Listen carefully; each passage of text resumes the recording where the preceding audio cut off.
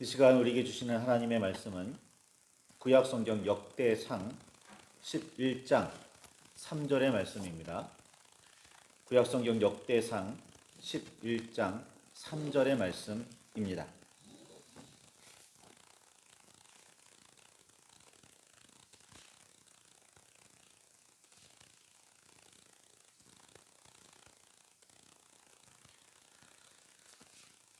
찾으셨으면 우리 함께 말씀을 봉독하시겠습니다.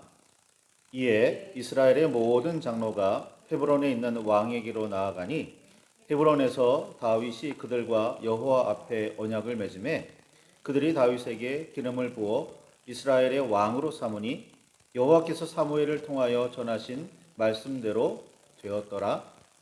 아멘. 주님 우리의 마음을 여시어 말씀을 깨닫게 하옵소서.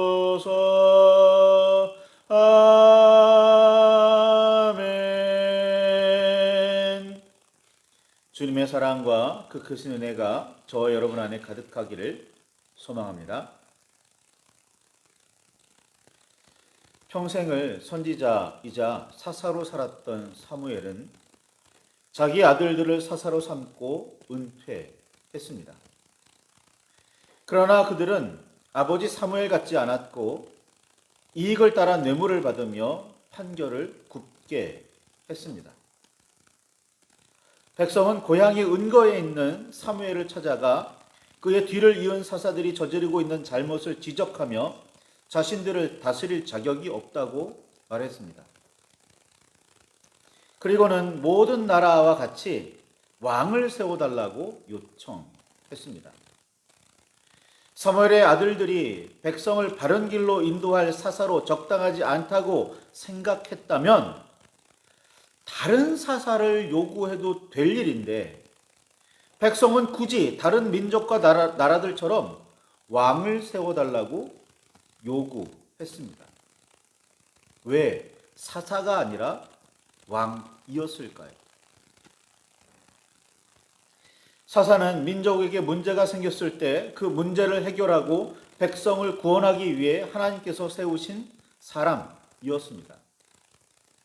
세워진 사사는 백성을 괴롭히고 있던 다른 민족들을 물리쳤고 그들을 하나님의 뜻에 따라 이끌었습니다. 그 과정에서 하나님의 말씀에 따라 백성을 가르치거나 잘잘못을 판결하기도 했습니다. 다시 말해서 군사적인 문제들도 해결했지만 다른 율법적인 문제들 혹은 재판하는 문제들도 해결했습니다. 그래서 사사기, 판관기라고 부릅니다.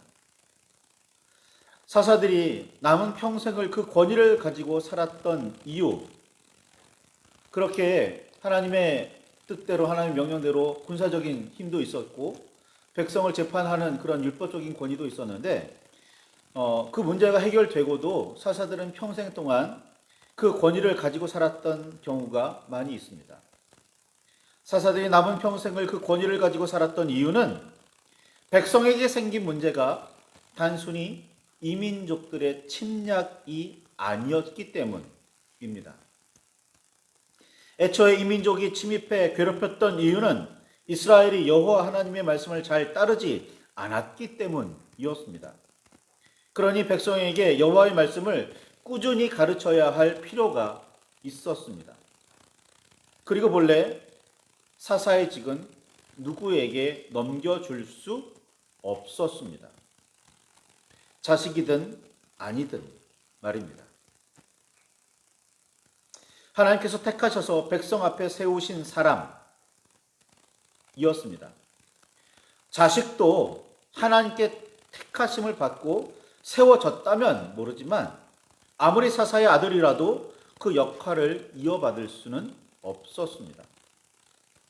뒤로 갈수록 자식에게 사사의 직을 잊게 하는 일들이 생기기는 했고 그것이 일상다반사가 되기는 했지만 이는 하나님의 뜻에 따라서가 아니라 개인적인 욕심이었습니다.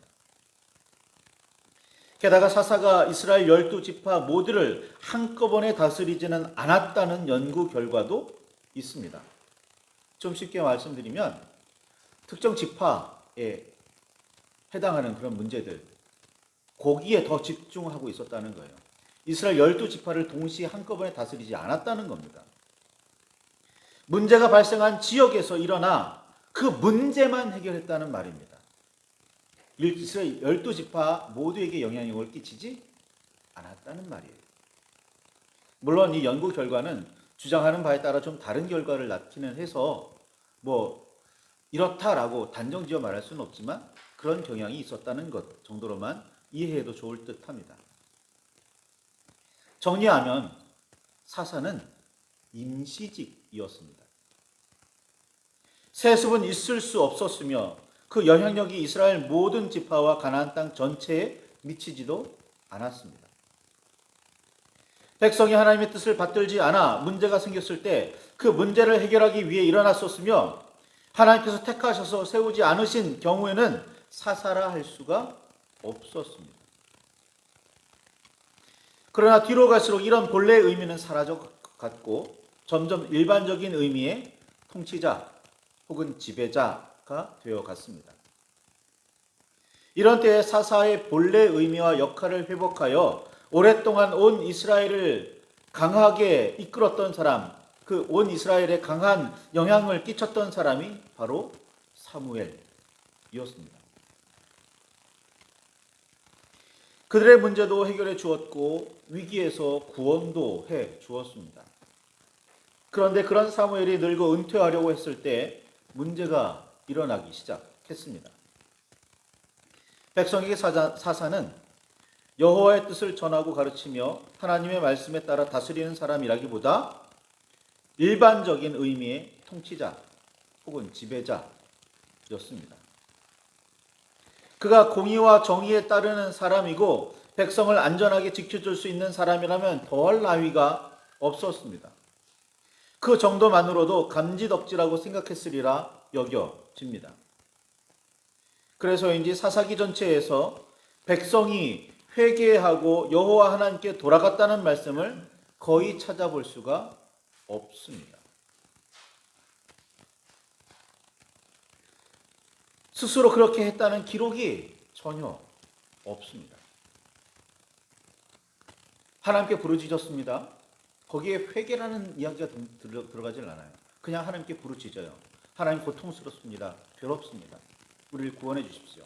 그러면 그 소리를 들은, 그 부르짖음을 들은 주님께서 예전에 아브라함과 세우셨던 혹은 이스라엘과 세우셨던 그 언약을 기억해 내셔서 그래, 내가 이들을 내 백성 삼기로 했지. 그런 마음으로 이스라엘 구원해 주셨던 거예요. 여기에 회개가 들어가질 않습니다. 스스로 하나님의 말씀에 집중한 경우도, 스스로 회개로 나아간 경우도, 스스로 그 삶을 고친 경우도 성경에는 기록되어 있지 않습니다. 사무엘의 아들들이 통치자로서 바르고 온전하게 행하지 않자 백성은 들고 일어났습니다. 여전히 선지자이기는 했던 사무엘을 찾아가 사사가 중심인 제도는 온전하지 않다며 왕을 세워달라고 요청했습니다. 다른 민족들과 나라들에서 볼 수 있듯이 왕은 사사와 달리 언제나 백성을 다스리며 자신들을 대신해서 싸움을 싸워주리라 생각했기 때문이었습니다.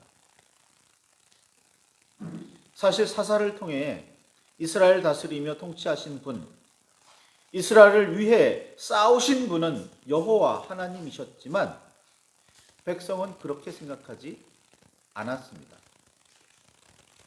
하나님은 멀리 떨어져서 그저 바라보고만 계시며 눈앞에 서 있는 사사로는 충분하지 못하다고 여겼습니다. 이런 백성의 생각을 너무나도 잘 알았기에 왕을 세워달라는 그들의 요구를 들었을 때 사무엘은 기뻐하지 않았고 여호와께서는 사무엘상 7장 7절에 있는 말씀처럼 그들이 너를 버림이 아니요 나를 버려 자기들의 왕이 되지 못하게 함이니라 라고 말씀하셨습니다. 하셨습니다. 사무엘은 백성이 요구하고 하나님께서 허락하신 대로 이스라엘 백성에게 왕을 세워 주었습니다. 그가 바로 사울입니다. 하나님의 말씀에 따라 사무엘은 사울에게 기름을 부으며 여호와께서 내게 기름을 부으사 그의 기업의 지도자로 삼지 아니하셨느냐라고 밝혔고, 하나님께서는 사울에게 새 마음을 주셨고, 하나님의 영이 임한 사울은 다른 선지자들과 함께 예언까지 했습니다. 사울이 기름 부음 받은 일은 다른 사람들에게 알려지지 않은 조금 개인적인 사건이었습니다. 함께 가던 종자도 따로 떨어뜨려 놓고 사무엘과 사울 둘 사이에 하나님께서 너를 이 백성의 지도자로 세우셨다라면서 기름을 부음 받았으니까 내가 하나님의 택하심을 받은 사람이다, 내가 기름 부음 받은 사람이다라는 건 사울 혼자만 알고 있는 사실이었습니다. 처음에는. 그래서 이제 사무엘은 이스라엘 모든 백성이 모인 자리에서 각 지파별로 대표를 세우게 하고 그들을 제비 뽑게 합니다. 그리고 최종적으로 남은 한 사람, 그가 이 백성의 이스라엘의 왕이다 라고 말했고, 그때 사울이 공식적으로 최종적으로 뽑힙니다. 그 공식적인 사건이죠. 기름 부음 받은 일은 좀 개인적으로 벌어진 일이지만 공식적으로 모든 백성들이 보는 앞에서 사울이 왕으로 뽑혔어요. 그런 일까지 해야만 했습니다. 사울이 여호와의 영이 임하여 예언하고 하나님께서 택하여 세우신 이스라엘의 왕이라는 사실은 이로써 분명해졌습니다. 마음이 하나님께 감동된 유력한 사람들은 이를 인정하고 받아들였지만 그렇지 않은 불량배들도 있었습니다. 여기에 문제가 있습니다. 여호와의 영을 받아 예언도 하고 백성 앞에서 공식적으로 왕으로 뽑히기도 했지만 사울은 왕위에 즉시 오르지 못했습니다. 암몬과의 전쟁을 승리로 이끌기 전까지 사울은 고향에서 소를 끊며 밭을 갈아야만 했습니다. 다시 말해 그 능력이 백성 앞에서 입증되기까지 사울은 그저 평범한 사람이었습니다. 기름 부음을 받아요. 하나님의 영을 받았어요. 그래서 예언도 해요. 백성들 다 모인 자리에서 공식적으로 왕으로 뽑히기도 했어요. 그런데 왕이 앉지는 못해요. 왜? 그 능력이 인정되지를 않았거든요. 그래서 암몬과의 전쟁에서 승리할 때까지, 그 전쟁을 승리로 이끌 때까지 사울은 그저 평범한 사람이었습니다.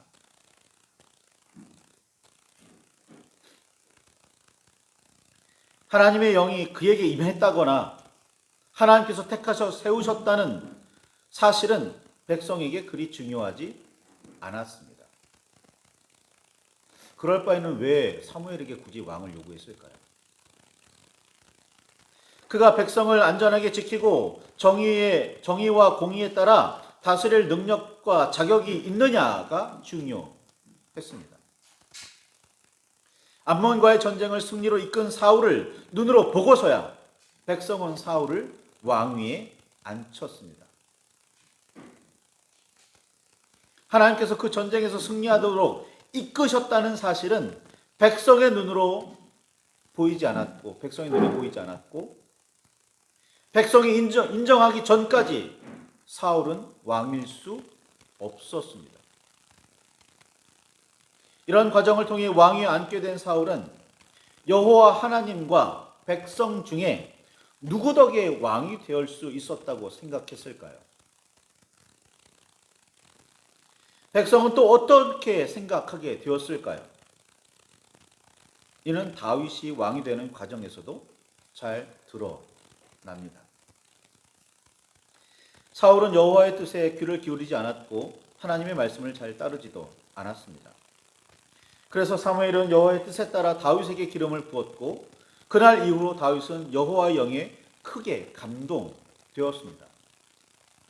그러나 그런 다윗이 왕위에 오르기까지는 그는 매우 오랫동안 떠돌아다녀야만 했습니다.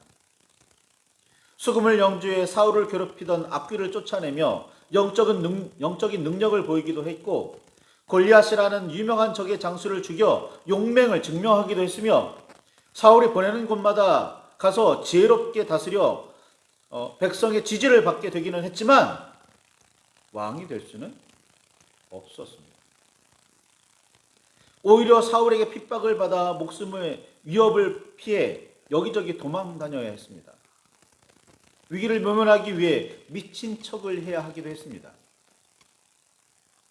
블레셋과의 전쟁에서 패해 사울 왕이 전사한 이후에도 다윗은 온 이스라엘의 왕위에 앉지 못했습니다. 다윗은 유다 지파 출신이었는데 겨우 유다의 왕이 되어 7년 6개월을 보내야 했습니다. 그렇게 사울의 아들인 이스보셋과 내전을 벌여야 했습니다. 군권을 장악하고 있던 아브넬이 살해되고 왕으로 모시던 이스보셋이 암살당한 이후에야 이스라엘의 장로들은 다윗을 찾아와 온 이스라엘의 주권자가 되어주기를 청했습니다. 그런데 이렇게 왕위에 앉게 되는 과정에 매우 놀라운 사실 하나가 숨어 있습니다. 사무엘하 2장 4절 그리고 사무엘하 5장 3절 오늘의 본문의 말씀이죠. 역대상 11장 3절에 있는 말씀 읽어보시기 바랍니다. 사울이 죽은 후에 유다 지파가 다윗을 왕위에 앉히는 과정에서 유다 사람들은 다윗에게 기름을 부었습니다. 누가 부었다고요? 유다 사람들이.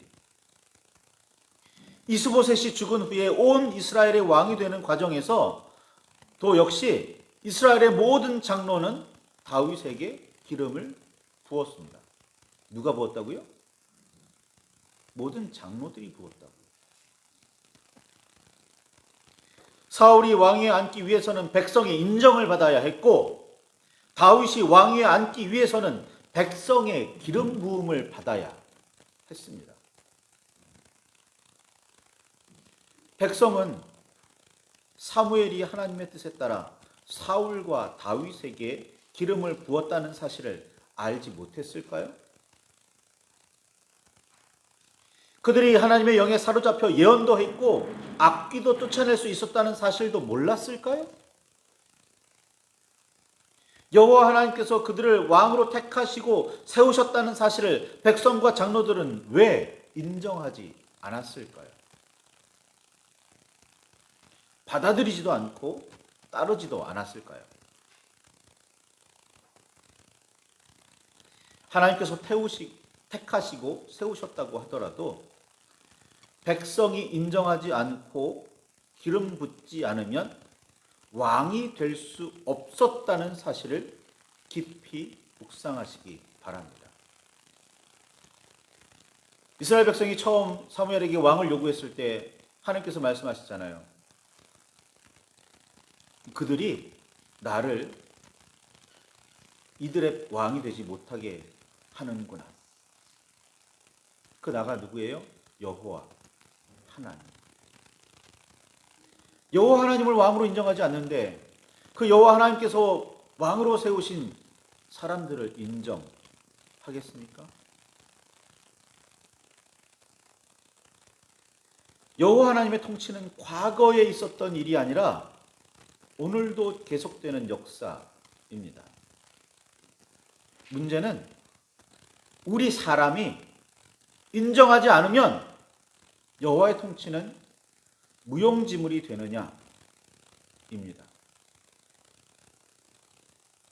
우리가 인정하지 않아도 여호와 하나님은 살아 계십니다. 우리가 기름 붓지 않아도 여호와 하나님의 영은 우리의 삶에 강하게 역사하십니다. 이를 받아들이지 않는 우리의 마음가짐이 문제입니다. 교회 다니지도 성경을 읽지도 않는 그런 사람들의 이야기가 아닙니다.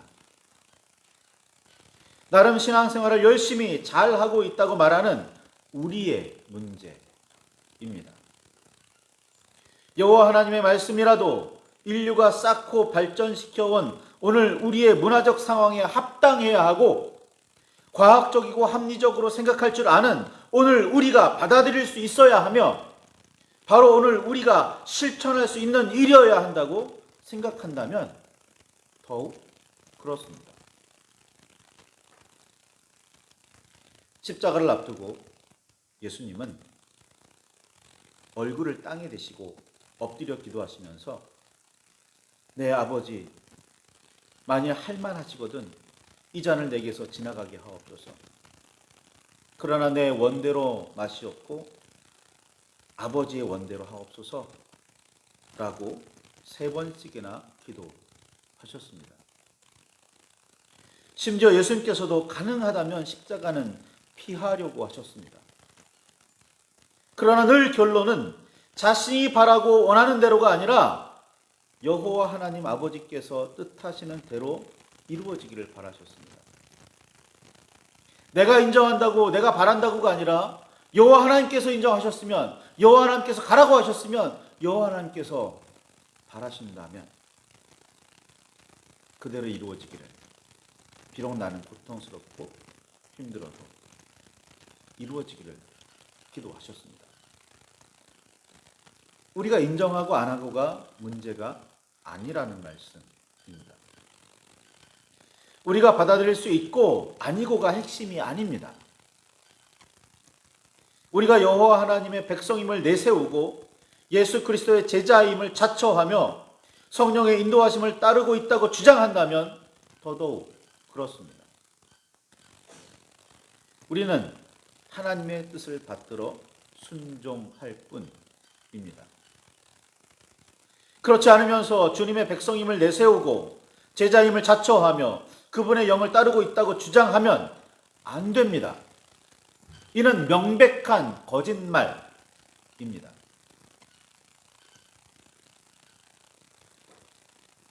오늘 종료주일입니다.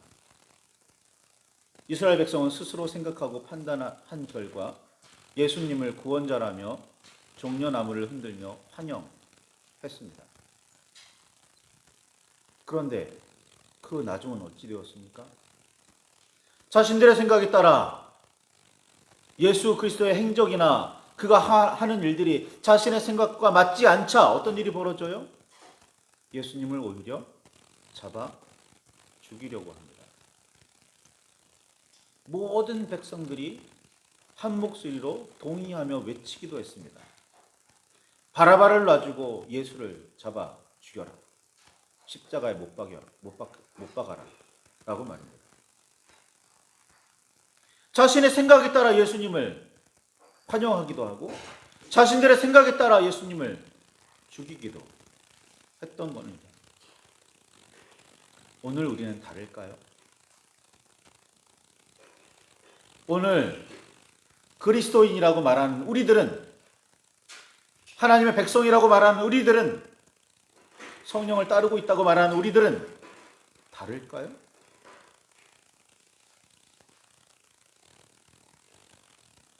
말씀을 붙들고 깊이 묵상하시기 바랍니다. 우리가 정말 하나님의 뜻을 따르고는 있는 건지, 하나님의 말씀에 순종하고는 있는 건지, 내가 인정하고 바라고 내가 원하는 것이 아니라 하나님께서 인정하시고 하나님께서 바라시고 하나님께서 이루고자 하시는 바가 내 삶을 통해서, 우리의 삶을 통해서, 우리의 교회를 통해서 이루어지고 있는지,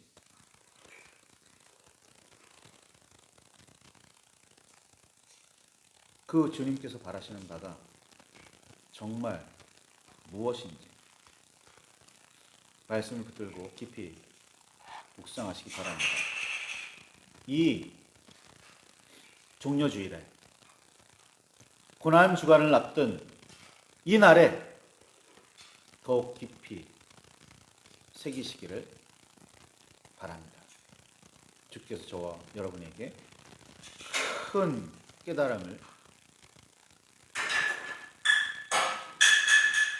큰 깨달음을 더하시기를 소망합니다.